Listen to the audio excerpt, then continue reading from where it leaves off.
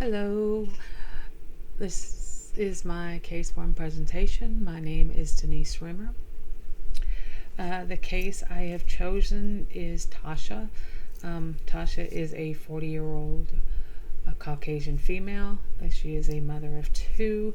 She is married but separated from her husband due to a domestic violence situation. She came to Simon House before Thanksgiving. Simon House is a homeless shelter for women and single, pregnant, and women with children. They also have a community side, but Tasha is on the single, pregnant, and single women with children side. It houses 7 women and their children. They each have their own room. Women do. The women and children are in. Each family's in a room. They've got their own kitchen, and that. um,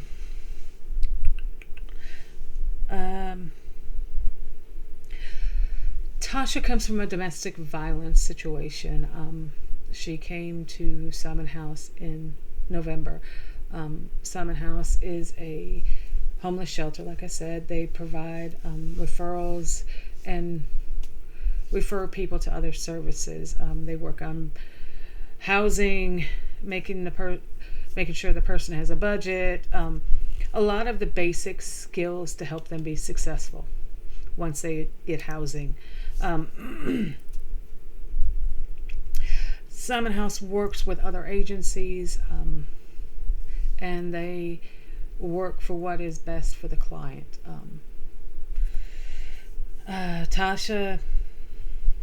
Tasha has she's married and separated due to domestic violence.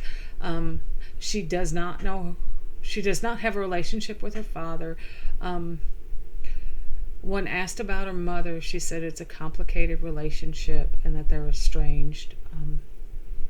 And that speaks volumes without saying anything, because you kind of wonder what really happened, but we'll never know unless Tasha wants to share. Tasha does have mental health issues, as I don't know if they're a result of the domestic violence, but she is getting therapy for them with a therapist, and that's virtually. And that was something that when she came to Simon House was an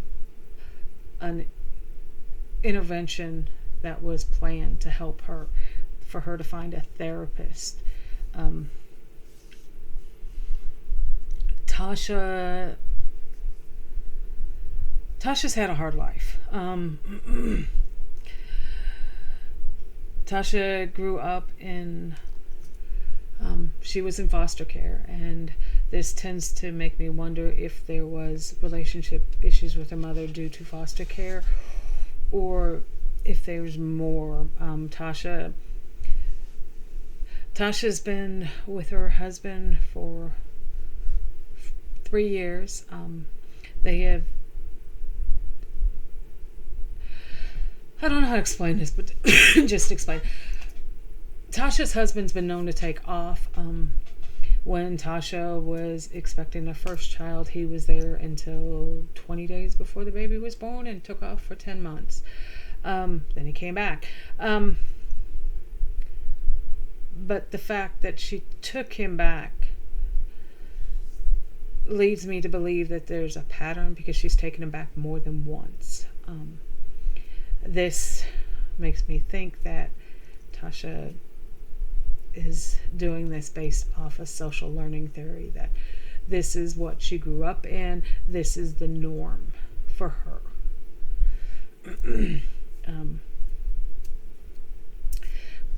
So the basic background, the husband moved her to Florida to cut her off from ties with family and from friends, basically, because Tasha doesn't have any connection with her family. She came back to Kentucky when she had decided enough was enough, and she came with 2 pieces of luggage and her kids.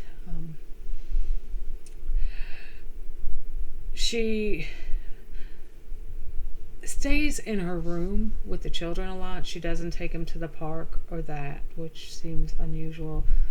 As far as intervention plans they've done, therapy was referred to her. She has done it. She does get,